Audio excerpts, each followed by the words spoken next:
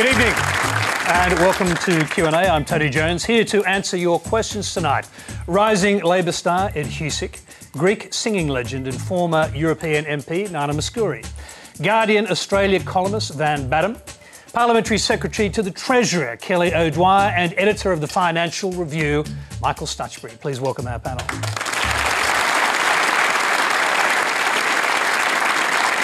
And remember, if you've got a live Twitter question to send us, add @Quanda to help us find it amongst the millions of other questions. Well, let's go straight to our first one from the floor, and it's from Leah Vesic. Thank you. Saturday's anti-Islam and opposing anti-racism rallies have further illustrated Australia's boiling pot of emotion towards multiculturalism and the asylum seeker issue. We're not only seeing more frequent bouts of protest and passionate debate, but these are becoming more violent, with the latest scenes of the burning of the Australian flag, scenes that are more synonymous with the American culture than ours.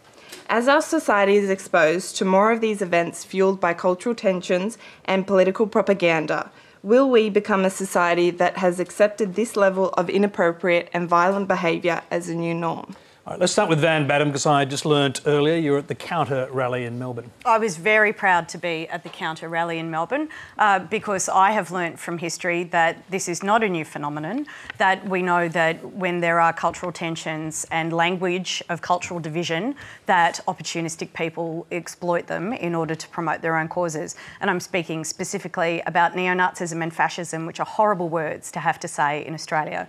But we, like any country, has an extremist element. We have an extremist element on the very far right. They are tiny, but they're feeling quite emboldened by a lot of divisive language that's been used against particularly the Muslim community.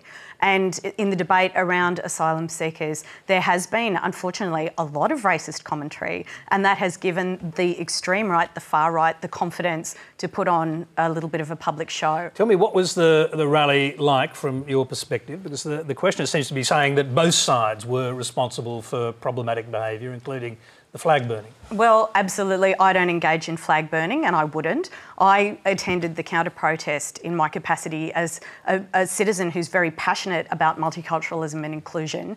I certainly don't, at any point, endorse violence as a means of political engagement. In fact, I was there to put my body in front of neo-Nazis and fascists and to stop the spread of their ideas. Because what we've learnt from history, and the incident I always recall is the one in 1936, the Battle of Cable Street, where the Jewish community and the progressive community in London banded together to stop a march of Oswald Mosley's black shirts through the streets of London. And it was their action in 1936, which many people attribute to stopping the spread of organised fascism in Britain, because the fascists were humiliated, like the cowards they are, they retreated, and it was an incredible victory for progressive people and humanity worldwide. So that's why I was there. I will not stand for fascism, and I think we should all be unambiguous in our condemnation of it. I'll just go back to our question, if I can.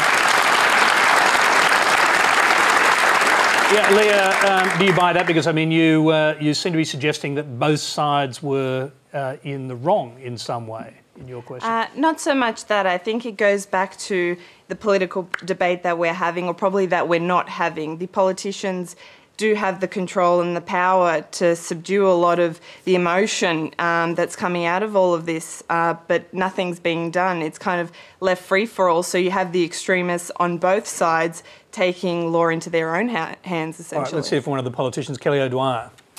Well, look, I think that Australians are very tolerant. I think we live in a very tolerant society, and I think that we embrace multiculturalism in this country, and I think that's what stands Australia apart from most other countries in the world. We have been able to live in peace and harmony, and that is a wonderful thing. I think that there are extreme elements within our community, both on the right and also on the left. And I think that the best way to combat these sorts of repugnant ideas is not necessarily by having a physical confrontation, because I abhor violence. I think the best way to confront these ideas is by challenging them. Challenging people through their ideas rather than through physical confrontation. Do you accept that's what Van Badham was actually doing, challenging racism? That's how she put it. I don't speak for Van. Van can speak for herself. I mean, I read reports that there were people there who tried to drive out other protesters, whether they were on the right or the left of this particular divide. And I think actually that is not healthy. I think in a society you should actually attack people's ideas. You shouldn't attack people. And I think that is the most persuasive way to kill off ideas that are repugnant to us. I was absolutely there to attack ideas. I was there to take a stand against fascism. Did you see any violence? Did I see any violence? Well, where I was standing in the crowd, reports reached me of fascists throwing rocks. I had my own placard ripped up by one of the fascists who was in attendance. I mean, I was surrounded by people who had swastikas on their necks. That's pretty unambiguous in terms of the statement they are making. In the promotion of that Reclaim Australia rally, the organisers had to ask their followers politely to not wear their Nazi memorabilia in public. If you are an organiser of a demonstration and you have to make that call, who are you representing? You cannot reason with people who have swastikas tattooed on the backs of their heads. Those people abrogated reason a long time ago. What you can do is shut them down. What you can do is organise a large majority of people. We outnumbered them 10 to 1 in Melbourne, and thank God we did. Right. Because the worst thing we could do is pretend that those people have legitimacy, pretend that they have a right to be bigots, pretend that fascism is somehow a legitimate contribution to Australian political discourse. Right, let's hear it from is not. sorry to interrupt. Let's hear from the other politician on the panel, Ed Husic. What do you make of, first of all, the question that was asked there? I think one of the things I drew out of the question itself is that not only is there a need for us to be able to address the ideas, as Kelly was saying, but it's important to send out the signal from regardless of political party that the best thing that we've got going for us is that the middle isn't squeezed out by the edges. That is, that the edges of this debate that want to feed off fear, that they not be given the opportunity to allow people in the middle. I actually think the biggest danger for us is not so much the fear itself, it's doubt, starting to doubt people that you're with, doubt the authenticity or their commitment to their country or their love of their country, and to make people think twice. Should I be dealing with this person? The way I used to deal with them, was it right? And we need to have people across the political spectrum say that this country has been built off the back of, if you look, 7 million migrants coming in post-World War II. We're a success story on the national and international stage. And the reason we've got that way is because we've worked together. And we need to keep finding ways to do that. Did you regard that series of rallies? I think there was 16 planned around the country, and they were against Islamification of the country and Sharia law. Did you regard these rallies as anti-Islam? Look, as a Muslim yourself. Let me put it to you this way. I put in as much stock in Reclaim Australia, speaking up for the broad public, as I do extremists misrepresenting my faith. They don't. Reclaim Australia does not represent the great things that I see in the broader community and the way in which people get on. And I don't think we should let them define the way in which we behave with each other, the way that we get on with each other. And while there were a number of people there that wanted to, as I've seen before, raise the straw man of different issues from Sharia law to halal taxes and the like, they are just trying to find a platform, trying to find a way to get fear to feed off fear, and we shouldn't give them that platform. Do you regard them as racist? No, well, look, people can make that call. I'm just not prepared to give them any more platform than they deserve, frankly, because quite often we let people that are on the extreme cloud the way in which the bulk of people live their lives. And the way the bulk of Australians live their lives is they want to get on with each other. They just want to get through the day, get through the week, raise their children, have their families, get on in the broader community, and not be defined by, like I said, some narcs on either side of the political spectrum. Nana Mouskouri, listening to this, you'd be a bit familiar with the idea of anti-Muslim rallies and even political parties. Yes, I mean, in Europe it's much more bigger. Lately it became a very important problem. But you see, there have been faults at the beginning, like you say, for years, because there were a lot, and they haven't tried really to cope and understand and get together each one and be able to find solutions, because people come into a country, they have to have a certain discipline at the same time as they help them to be in the country.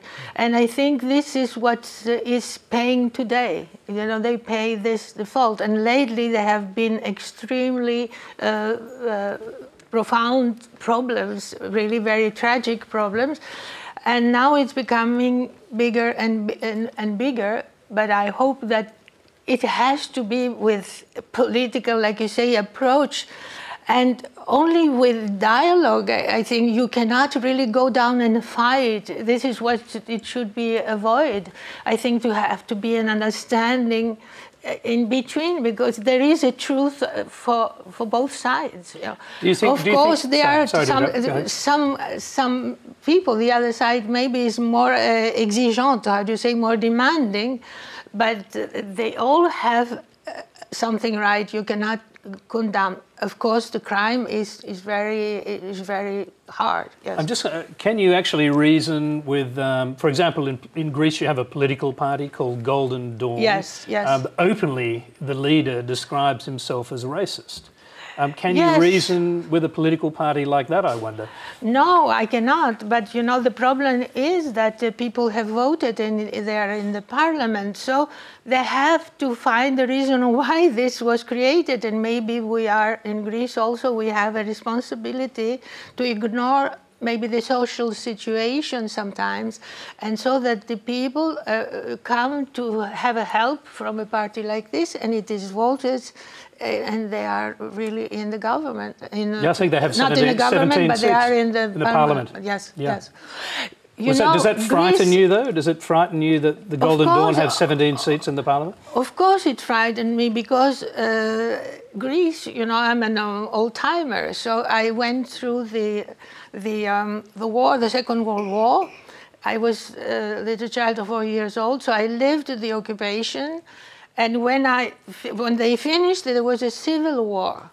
And then when they finished that civil war, when we tried to go further, there was, of course, no kingdom anymore. We became a democracy after a very hard way. And before that, there was also a dictator.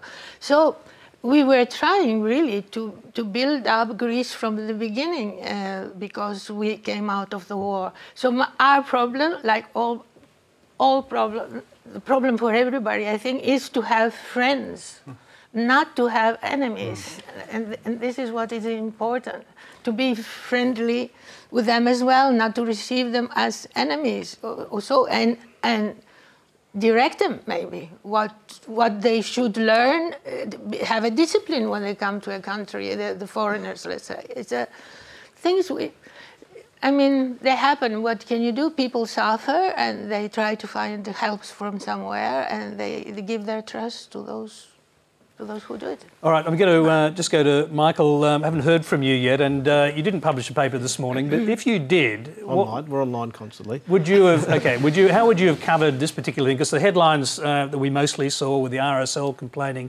about the flag burning, but we hear a broader, a more nuanced story from someone who was at the rally. Well, I think as Kelly and Ed have both said, Australia's got a very successful multicultural society. We don't have the levels of violence that you see elsewhere, and there may be, it seems apparently there is, as Van says, a tiny neo-Nazi element in society. They want to create a bit of noise. Van and co have managed to establish a group of people far larger to protest against them. That sounds good.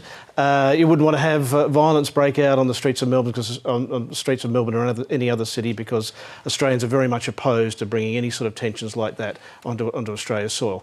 But other countries, as even in the Greek government, as I understand it, far left government, is still partly propped up by one of a small far right party as a member of the coalition, which is very anti-immigration. So we don't have that anywhere near that level of tension in Australia. Except in the Senate.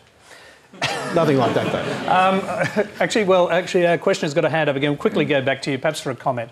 Even though we all agree that the behaviour, regardless, you know, what the intention is not acceptable, it still is showing that we are slowly going to accept it as a new norm, because the people who run the country, the politicians, are taking the sidelines, and they're saying, yes, it's not good that it's happening, but there is no proactive action happening to actually stop it from happening in the future. OK, we'll take that as a comment, because we've got quite a few questions to move on to. The next one's from Max Kozlovsky. A recent report titled The Forgotten Children detailed 30 incidences of sexual assault against children in detention. How many more basic human rights must be violated before the public sees a genuine change in asylum seeker policy? Kelly O'Dwyer. Well, certainly we don't accept violence against children, against anybody in detention, particularly sexual violence. It is unacceptable, unequivocally it is unacceptable. And our foremost concern ought to be, Max, with those children. When we first came into government, we were dealing with a caseload legacy of more than 30,000 people who had arrived on shore, who had arrived unauthorised by boat. Around 8,000 children had arrived, and around 2,000 children were in detention. Now that compares to no children in detention under the previous coalition government because of the policies that we had had in place. The problem at the moment is that we need to reduce the number of children in detention. We need to do that very quickly. That's what the government has been setting out to do, and we have reduced that number from 2,000 to less than 200. We've reduced it by more than 93%, and we are now dealing with a number of very difficult cases of children who are in detention, partly due to the fact that one or both of their parents have had an adverse security assessment made against them, and the parents or one of the parents has decided to keep the whole family together intact, either because they have a genuine desire to keep the family intact or because it is part of a strategy to help get, perhaps in certain circumstances, the father out of detention. Kelly, I'm just going to interrupt you for a moment. Our questioner had his hand back up. I'll just go quickly back to you. Go ahead. The main discussion you just had there was about Labor's actions. The fact that others may have abused children more in the past does not excuse the actions of the present, particularly what any government may be doing. Can you justify the program that you're running at the moment? Well, no. And that's the very point that I was making, is we're getting children out of detention. It's not acceptable to have children in detention. I don't want children in detention. The government doesn't want children in detention. Could you just end that overnight by saying no more children in detention and taking them all out of detention? Well, the problem with that... The problem... No, there is a problem with that. The Labor Party... There is an issue with that, and that is... If you basically say to people smugglers, if you bring your children on that dangerous and perilous journey overseas, you are going to be put into community detention straight away rather than But Kelly, famously, detention. can I just interrupt you? Because famously, there are no more coming. So what you're dealing with now is a legacy group. So well, that's because our policies are working, Tony. That's an endorsement of the policies we've put in place. Given that they've worked, that you're now dealing with a legacy group of people right, and we're trying to who get are in children out of long-term detention. could you not simply make a policy of taking all children out of detention tomorrow? Well, we would like to. And if necessary, their parents. Well, we would like to. Then do it. Part of the issue here is that you can't always take children out of detention when the parents have said that they want their children with them in circumstances where there has been an adverse security assessment. This is a complex issue. We want children out of detention. We've reduced the number by more than 93%. As Tony has said, our policies are working.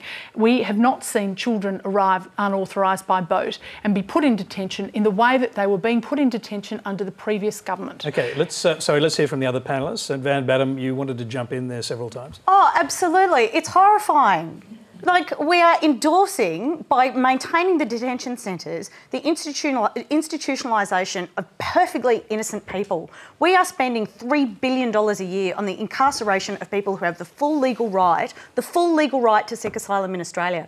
$3 billion a year is, I read a report that said that the UNHCR spends that much on trying to find homes for refugees. And we are spending that on maintaining these absolute outrages to humanity and decency, which are the camps. If you want children out of detention, let them out.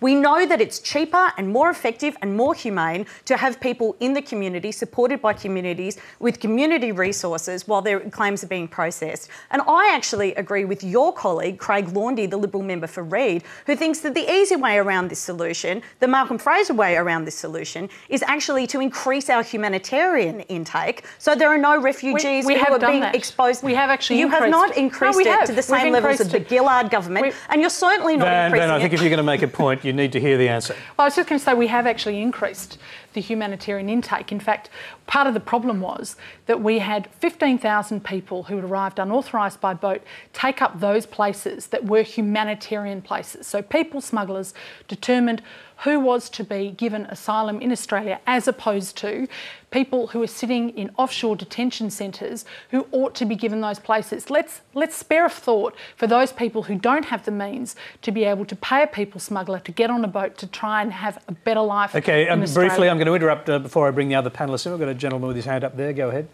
I have a debate with Kelly O'Dwyer on this.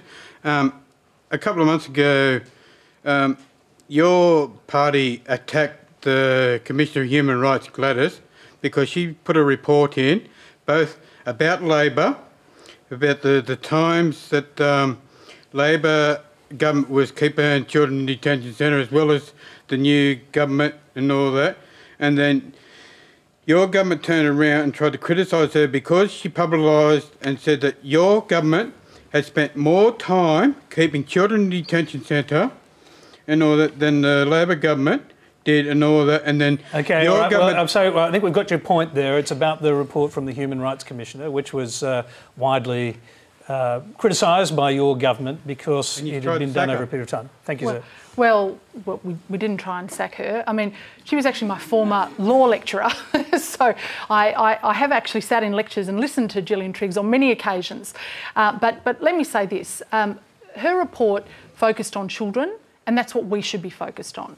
We shouldn't get distracted by all of the other issues. We should be focused on the welfare of children and making sure that we have their best interests at heart. So can I just interrupt? Gillian Triggs' report, you're quite comfortable with it then? Well, look, I don't like hearing reports about children who have been abused. I don't like hearing reports about how children were put into detention. She made it very clear they were put into detention under the Labor Party, and that was a clear aspect of her report. So were you then surprised that your own party roundly criticised her and many people called for her sacking? I mean, I'll leave that to other commentators to commentate on things that people have commentated on. What I can say is, from my perspective, I think it's important to focus on the children. OK, I'm going to go to Ed Husic here, and as you've just heard, there were vastly more children in detention under the Labor government. So I guess the question for you is, are you ashamed of that? I definitely don't want to see people being kept in circumstances, and having known people, refugees who have settled in my part of Western Sydney as well. They've had a hard enough time actually in their original country, and then to have to go through the extra trauma. You don't want to have to see that happen. So was the policy of detaining thousands of children under the Labor government wrong? And we had sought, actually, when Chris Bowen was Immigration Minister, to find ways to actually get children out of detention into community care, and having NGOs provide that level of support. Again, that was happening for vulnerable families in Western Sydney were being relocated. There were a number of things that we tried to do that, Kelly wanted to inject the politics into it in terms of going back to what Labor did. Well, we tried to get a number of things done through the last Parliament, which just didn't go ahead. One of them was, for example, we had a situation where, in trying to block some of our efforts, then Opposition Immigration Minister Scott Morrison struck a deal with the Greens to lift the immigration intake to 20,000, which he reneged on promptly when he got into office. And the other thing that he did once he got into office is to shut down on transparency. We had weekly press conferences where you couldn't find out what was going on, and the type of things that actually the questioner was asking about the type of abuse that was occurring. And regardless, it's a shame on either party that it's happening. A lot of that abuse, the sexual abuse of children, happened while Labor was in power. Which is, and that seemed to be the point, really. You didn't manage to unacceptable. get the children out of detention. And it is absolutely unacceptable. But the thing is, too, how do you deal with it if you've got a cloak that covers up transparency and doesn't allow these things to be openly discussed? And when someone does look at it... Hang on, are you talking about your government or their government? Both. I mean, if we have done something wrong or if they have done something wrong, it has to be brought out to light. And the point I'm making is that you only do that through transparency. So, and when they had someone in Gillian Triggs' report on it, they roundly criticised her rather than the situation at hand. And as for the success in terms of what's gone on, I mean, we've had to, we set up, I mean, the Labor Party set up the resettlement agreement with Papua New Guinea.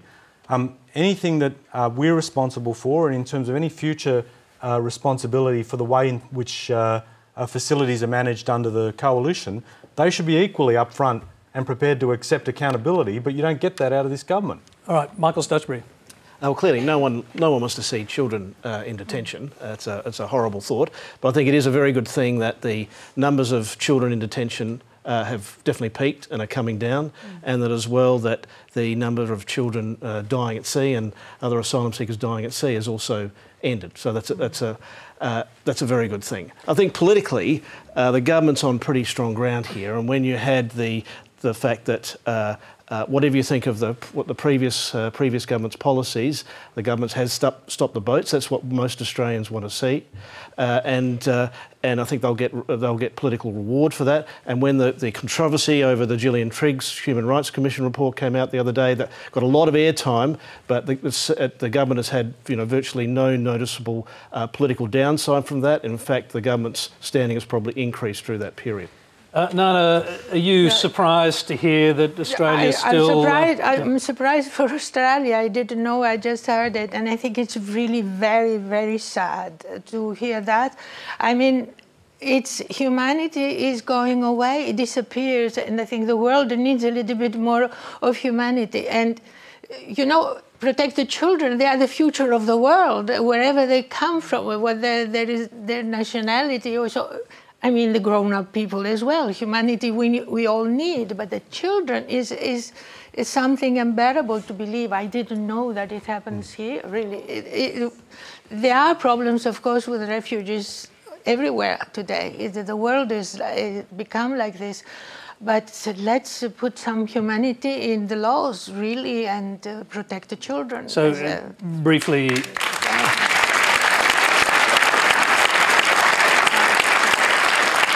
I guess to summarise, you're saying that there should be no children in detention at all, under any circumstances? At all, absolutely. Children, and they are protected. This is why I say UNICEF has done laws and really conventions about the children, and this is the first to believe is to protect the children. It's not possible this way. And also abuse is really the first thing that appears today that happens to everywhere. So they must do as fast as they can. I mean, it's children. You're playing with lives that they are going to build a better world. So give them the chance to do that. That's very important. Okay, there's a few people with their hands up, but we'll leave that subject there because we've got quite a few questions on different subjects. The next one is from Jack Christie. Hello, Yasu, Nana. Yasu, yes. As a proud first-generation Australian from Greek and Cypriot parents, I'd like to thank you for the joy and the pleasure that your show, the Nana Mouskouri Show, brought to hundreds of thousands of Australian Greeks. It was such a pleasure as a young child to gather around the TV set on a Sunday night and to watch my parents and other parents, the pleasure that it brought them to watch your show, to hear Never on Sunday and to watch them stand up and sing and dance was a wonderful feeling. And I'd like to ask, what was your experience like to serve in the European Parliament, considering that it was so different from entertainment field that you came from? Well, this was a very difficult time for me. Because Greece, it's a new country, I must say, not new, it's a very old with a big history, but our democracy came late. It's only 40 years old, it's from the 70s, it's not much more. And so people are trying to get together and organize themselves. So I was asked to go because people thought, my Greek friends thought like Melina Mercouri was before, a great actress and also a very good politician. And when she died, so they thought this is an opportunity to have Nana. But Nana was not a politician. No, but I did go for the reason that they told me you can help your country. And I did, and I enjoyed it, but I stayed my 5 years that I had to do. I worked hard to learn how to work, and then I didn't stay. I didn't want to continue, because it's a difference with politics and singers. Singers, we live with music, we give hope, we give love, we try really to make people see a future which I did when I was young. But I cannot commit myself by giving solutions, and these solutions are the politicians who give. So I realize that the decisions, excuse me, are very difficult in the parliament. Can I ask a question? Did you learn to trust politics and politicians? No, I didn't. I didn't, because I realized that when they take the lead, when they are in power, they have to obey certain rules, which we don't know. They are not transparent. So they don't keep their promises always, because some they do. I must say it's not completely, but it's very difficult. So I don't trust always, But, yes, but I believe, and I really know that only politicians can give solutions, and this is very important. When people vote for somebody, you trust that they are the good ones, and this is. I'm not a protester very easily. I mean, I was going to ask Ed whether that actually caused you to doubt your chosen career, with its invisible rules and, let's say, its factions and so on, actually controlling what actually goes on. I wanted to get my smartphone and go seek.com.au. Yeah, low trust in politicians came as a great shock to me a few moments ago. But I do have to say, you're not going to get, and maybe this is a second-term politician speaking.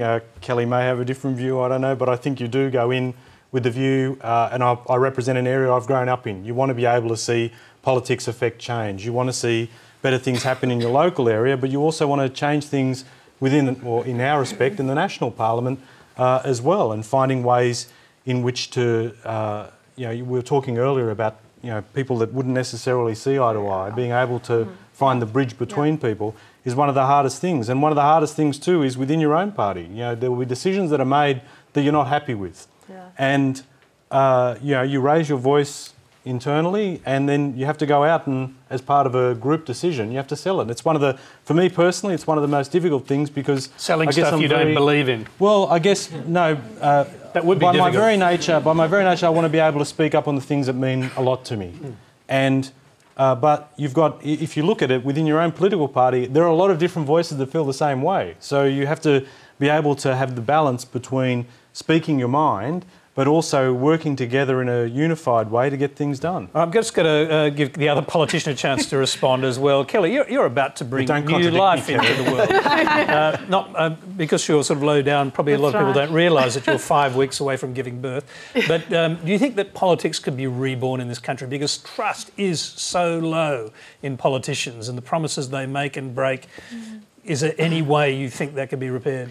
Look, I think it's really devastating that a lot of people who would potentially consider a life of public service, which is what Ed and I have chosen to do, and what Nana chose to do for those 5 years. I think there'd be a lot of people out there who would make the decision perhaps not to go into politics by virtue of the fact that it is held in such low regard. And yet, I think no matter what your political perspective, most people who go into politics because they believe very, very strongly in trying to build the future of their country, trying to shape the direction of their country in a positive way, making it better than what it was before they went in. And I believe that those people who go in do that with the strong view that they've got certain values that they represent and that they have something to contribute. Now, we don't always agree, and as Ed said, sometimes you disagree more vehemently with people on your own side of politics than sometimes you do with the people across the aisle. Sometimes you do that more vehemently than people across the aisle. But, I mean, Ed and I have worked together on a committee.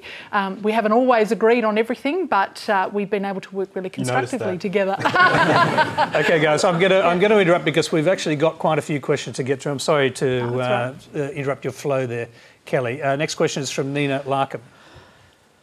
Yes, good evening. Thanks, Tony, and good evening, panel and everybody. In 1940, the Greek Prime Minister said, "Ochi, no," to the Italian invasion, the Axis power invasion of Greece.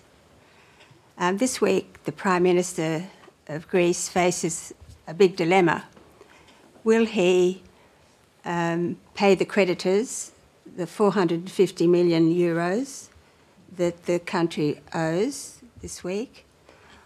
Or will he pay the pensions and public service salaries, which also are due this week? In other words, will he feed his people, reduce austerity? Now, although the creditors may have been somewhat irresponsible, because Greece was already more or less bankrupt in 2010, it's still never a good idea to default. So my question to the panel is, should the Prime Minister of Greece say "Orchi, no" to its creditors? I'll start with Michael Stutchbury, because I know you've followed this pretty closely. And, there's news tonight that actually the Greek Foreign Minister, who learnt his trade in Melbourne to a large degree, is now saying that Greece will pay back its debt under any circumstances. They will, but perhaps slower than the creditors want. Yeah, that's Yanis Varoufakis, the Finance Minister, the Greek-Australian Finance Minister. And I think this week it's 450 million euros, which is part of a repayment to the IMF. And I think the Greek government has vowed to say it will definitely pay back the IMF. It does not want to default on its debts. It wants to get a negotiated package. But I think what you're seeing right now is we've had an election of really what is quite a very far-left Greek government, in government in Greece. They've given the finger to the Germans. I'll explain that to you in a little while. It's an Australian expression, isn't it? It's a rude one. Photographically, they actually have given the finger to the Germans. They're threatening to cosy up to Vladimir Putin, to align themselves with the Russians, which in turn, and then threatening to undermine EU sanctions against Russia over the whole of the Ukraine issue. So they're really sort of kicking up a big fuss. Threatening to cause all sorts of problems in the whole euro area, because a Greek default would be a very bad thing, and a so-called Grexit, where Greece exited from the euro, would be a very dangerous thing as well, very uncertain as to what would happen. But I think the basic thing is that Greece went into the crisis really overextended. It had year after year under the euro where they could borrow on very, very favourable terms, as though they were had the credit rating of the Germans. They borrowed and they had budget deficits of 6% of GDP, a net debt, a government debt of 100% of GDP, current account deficits of 6 to 8% of GDP, and they basically had a cost structure that was uncompetitive. You know, they can't compete with a drachma as it was then at the current level, linked to the euro, and then in turn linked to the Deutschmark, the old Deutschmark. So they're very uncompetitive.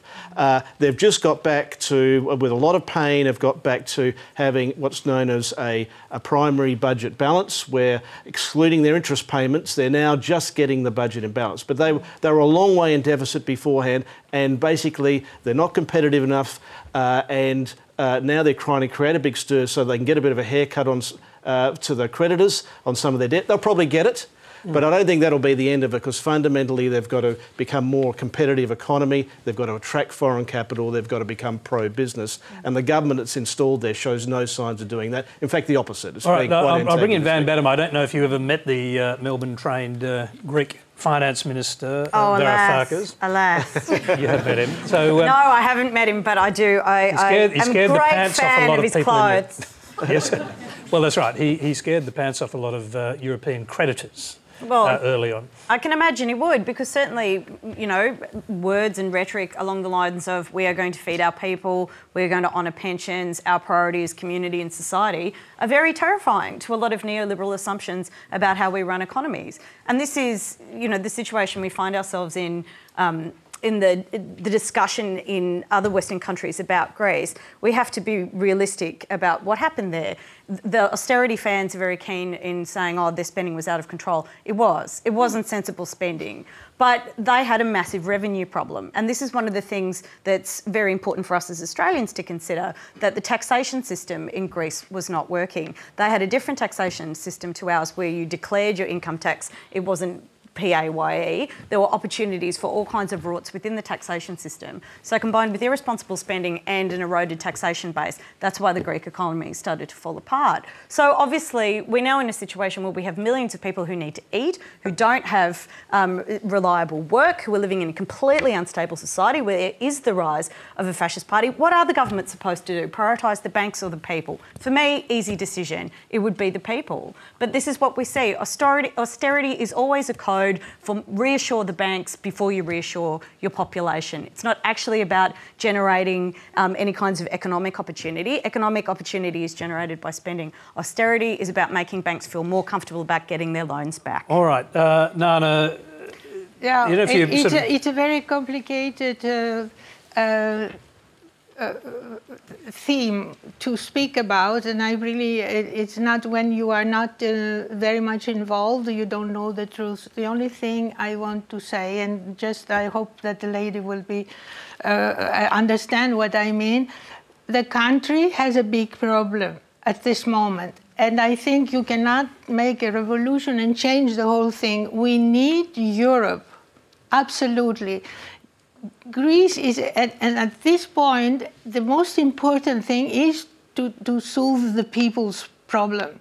And then you can go and ask for whatever you want. This is another problem. You cannot, in a crisis, go and say, yes, but you owe us, or make enemies with everybody. No.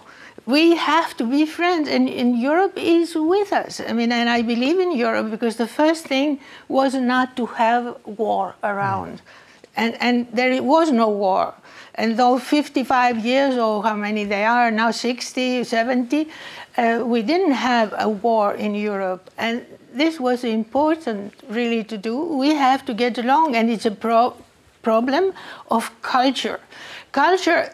When we got together in Europe, we didn't meet with our culture. It was only economic or so. And this is wrong. We are humans. We have a culture. Nobody can insult the other. We have to get to know each other and make a compromise, but in peace. I live outside from Greece for more than 50 years. I haven't lost my Greek identity. I tried to communicate with everybody. I speak most of the languages in Europe because I wanted to be friends and understand them. And I think when you can, with your own way to dialogue and recoup what you didn't ask a certain moment, you know. So I'm sorry. No, that's okay. But I accept one the thing you changes. did, living outside of Greece, you certainly had to pay your taxes, and I pay. Lots of people in Greece. Yes. You're not going to say you didn't. That would be headline news. I tell you, you won't believe me, but I'm a very honest Greek, and I'm very proud. I never go any place without paying. The first thing I had when I went, I was a very poor girl. I got myself a very good lawyer that he should really pay attention to what I was earning, why I was there, to have a permit where I was. I was not a clandestine, or So, and I do pay my taxes. I have no problem with it. Can I just ask you that? In many countries, you know, in many countries. I'm so glad to hear that. And I'm sure all those Yeah. finance ministers in those countries would be happy as well. But can I just ask a question? Isn't that one of the big problems for Greece, that most Greek people, or many Greek people, did not pay their taxes?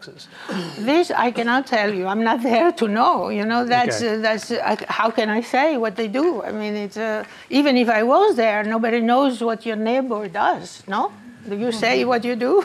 Okay, we're gonna move on to the Australian economy now, because we've got quite a few questions on that as well. We have a question from Patrick Westman.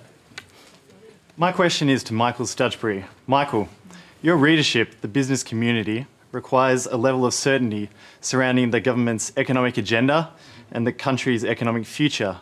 But the government's key economic document, the budget, has proven very difficult to pass.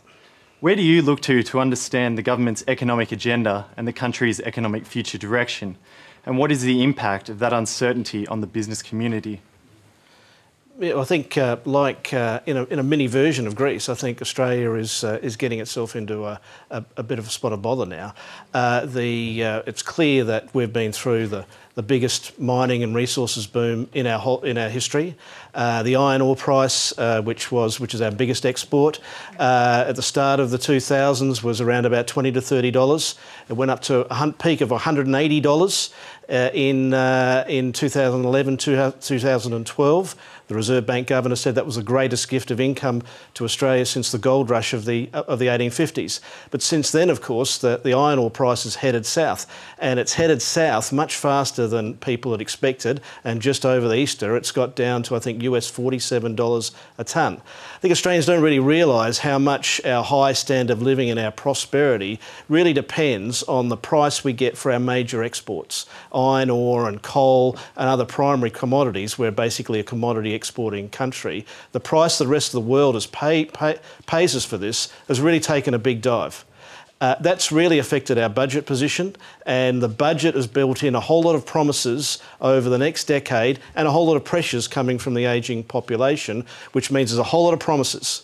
But what's happening is the rest of the world is not paying us as much as we thought it would for what we sell to the rest of the world. That means our tax revenues have fallen, and there's this nasty gap that's opened up over the budget deficit. And the political system is now failing to come up with really a consensus about how to close that gap. Because we're also very now reliant on China, very vulnerable to something going wrong with China.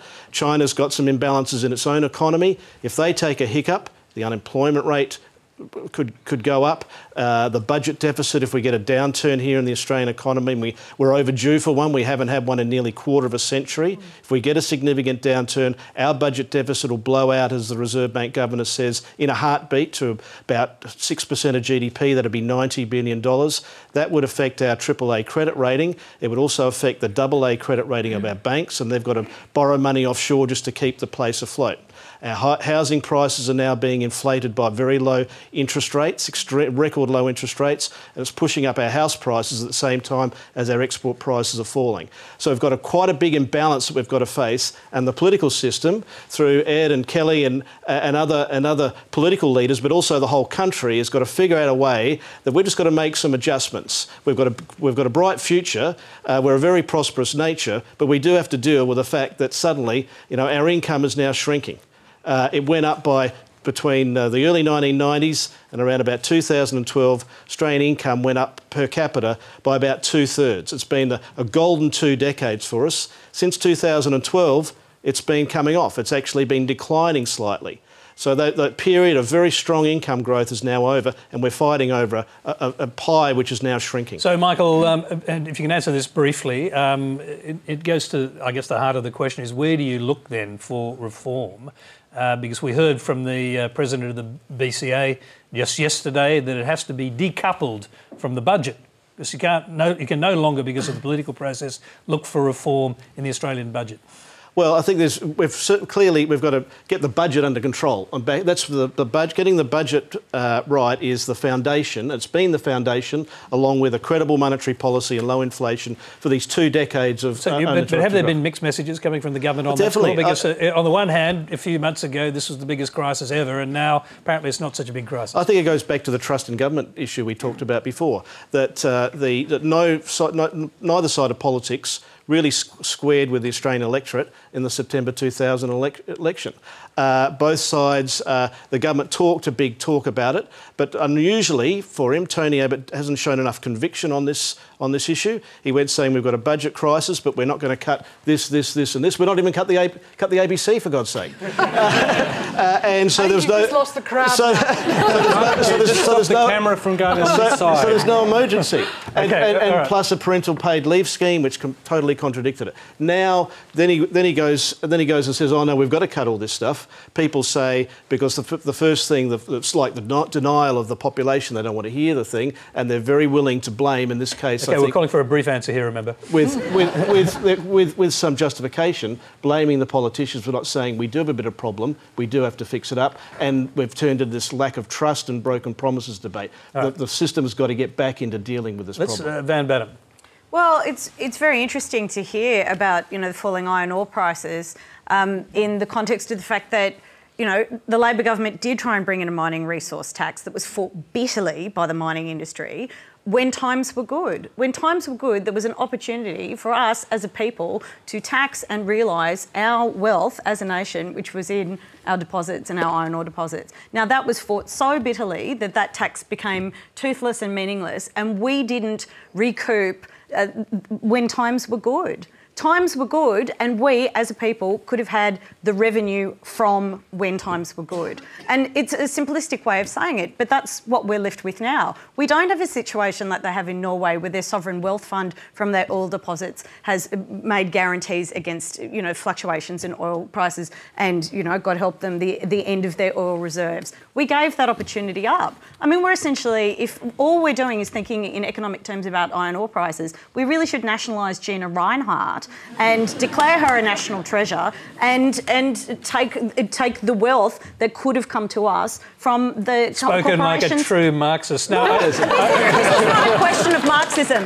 This is a question of fair taxation. And if we're talking about I think nationalising Gina Reinhardt probably is a question I'm being facetious to illustrate a point. Okay, the point is that we had an opportunity and we lost it. Right. And if we're looking for guarantees within the economy and genuine reform, we have to look at taxation fairness. In the news today, Rupert Murdoch, $4.5 billion. OK, we'll come to that in a minute, Van, but I want to hear from Kelly O'Dwyer. We're running out of time for our questions, and so I'll ask everyone just to keep their answers a little shorter. Yeah, I'm sorry about that. Look, I'll be brief in response to Patrick's question. I think the first point to make here is that we were talking earlier about austerity, and when austerity hits, it hurts. And it hurts some of the most vulnerable people in our communities. We never want to get to a situation in Australia where we are bringing in austerity measures.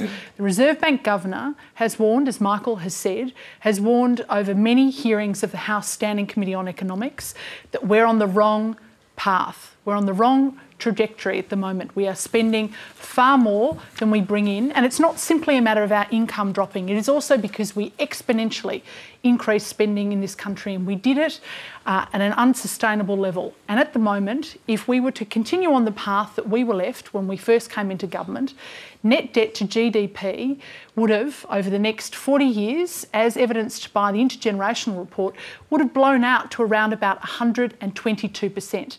Now, it's not Greece. Greece is 171%, but it's double that of Spain.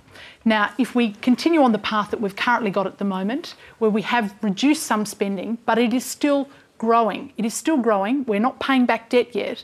If we go along the path that we have legislated in the Senate, we are going to hit Spain levels, Italy and Spain levels of around about 60% of net debt to GDP.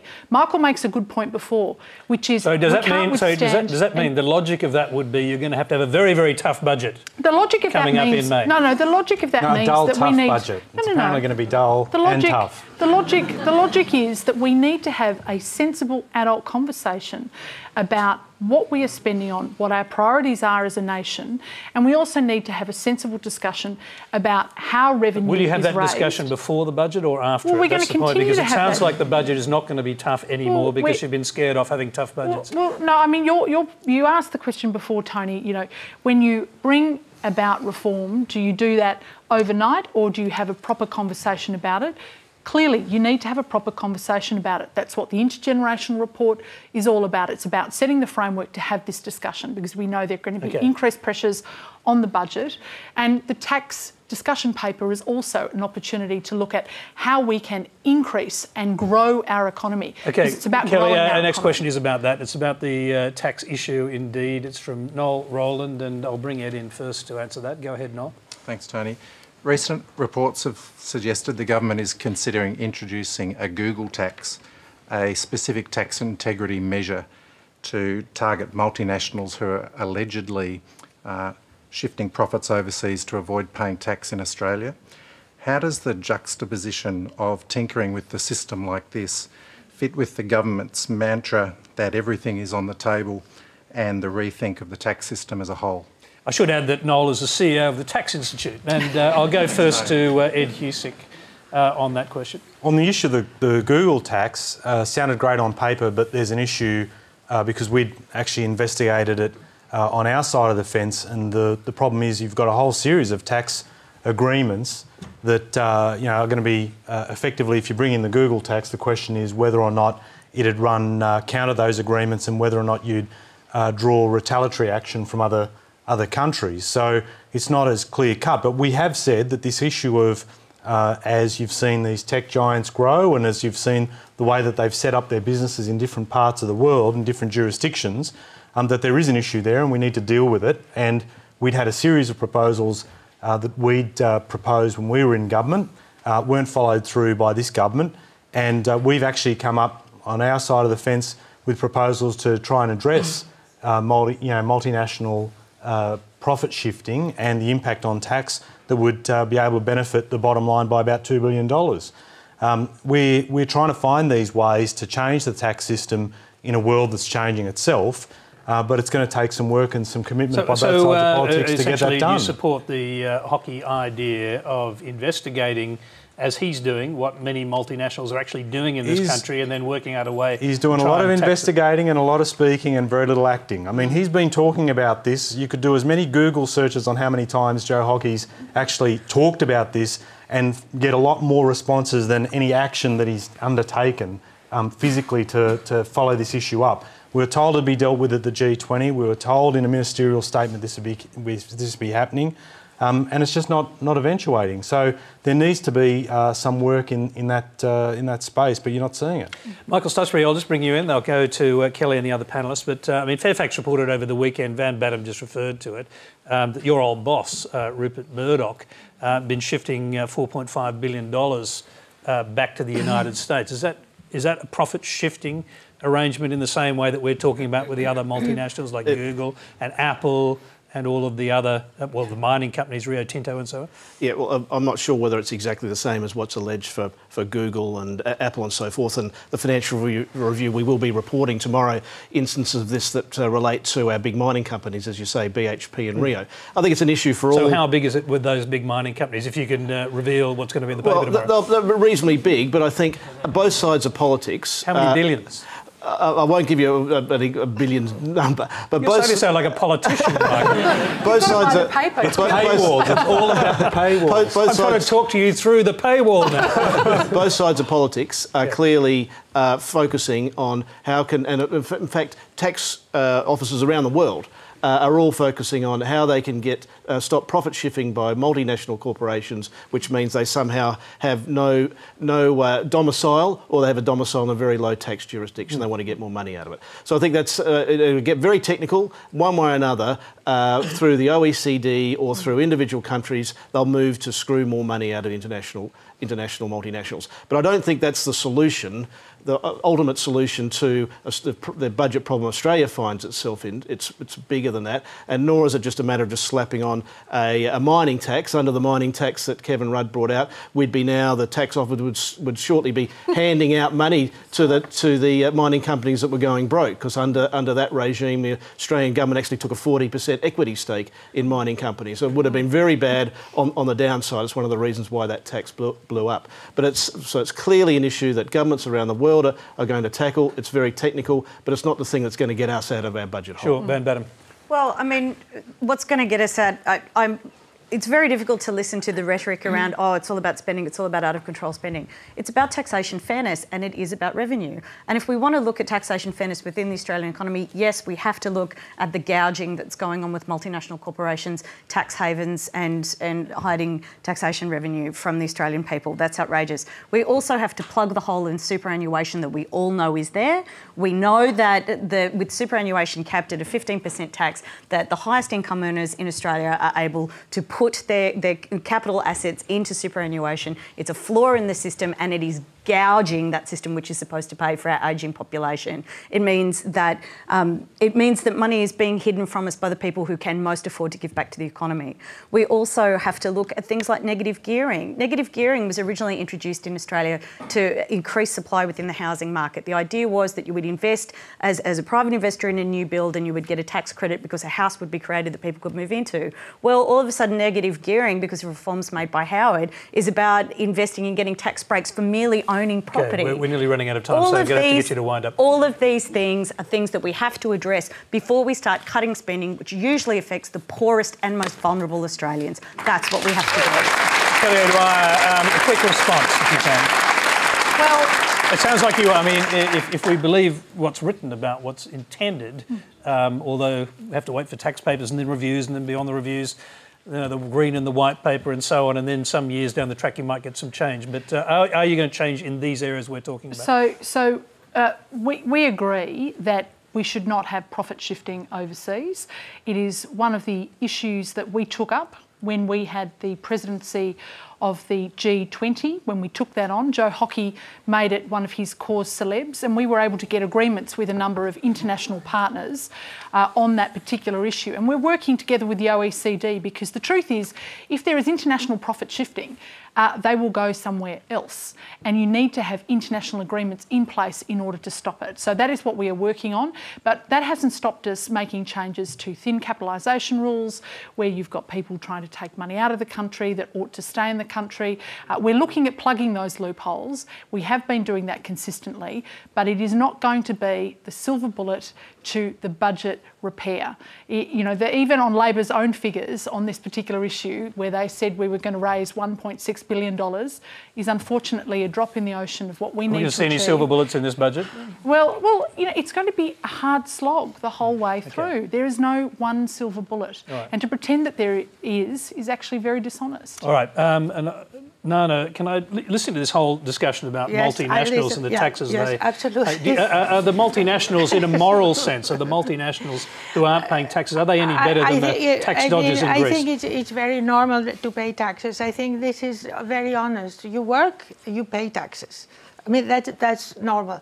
But I must say something also, that life is very difficult. I just want to say this. It's very difficult, but it's beautiful if you want to believe. There are people who suffer even much more than we think they do or we suffer. They all both have a hope, because there is hope in life. We have to learn about the taxes. It's a new world. We never spoke before about money so much as they do today. I mean, I was only thinking to sing my little song, and then it became, yes, and then it became a work that I could get paid. But I must say, there is sadness in life, and there is also happiness. They both have an end. We have to go through sadness sometimes in order to get to the happiness. But once you get to the happiness, it also has an end. So we have to try to be fair and honest and pay our taxes and do everything we can so that it won't end. But there are problems everywhere. But let's hope that they will be solved. The people, I think they listen. Also, the politicians, they give the solutions, and they listen tonight. So thank you very much all, because everybody has an opinion that it is worth of listening, and then you decide whom you like. That's final quick word to Ed. Now, Ed, you can either come up with a solution now, or you can sing us a song. What do you I've got it right here. A brief solution. Look, very quickly, I think the key thing is Michael was touching on the enormity of the problems facing the country and what needs to be done. Now, I think the biggest thing is being able to have, with reform processes, there are going to be winners and losers, but people have got to be able to trust the process. And my big concern about where Australian policy is going is we paid a price in the last term. People believed that we were doing things that we said we wouldn't do, and we got hit and hit well. The other side of politics said that they would be very virtuous, and you've seen the first 18 months of this government. I wouldn't describe it as virtuous. The key for both sides of politics is to be able to, in the reform process, engender public trust. We've got to find a way to do that. I think the biggest thing that's been of concern is the fact that, Michael, you made reference to the fact that broken promises and trust seem to occupy so much of this space, but that's been the problem, that trust has been drained, and the coalition's going to have to work hard to get that back. OK, we're going to have to leave it there, because that is all we have time for, and I'm sorry to say. And to those of you who have your hands up, I'm sorry about that too, but we have to leave it there. Please thank our panel: Ed Husic, Nana Mouskouri, Van Badham, Kelly O'Dwyer and Michael Stutchbury. Nana, that is your cue.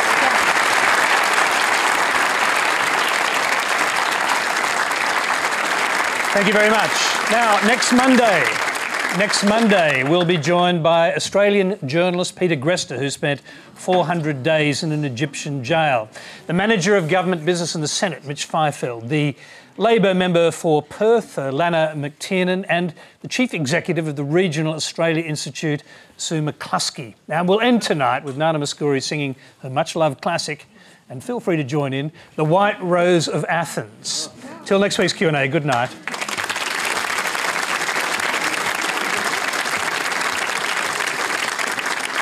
And you can sing along if you know the song or hum or something that will help me. Thank you very much. Okay.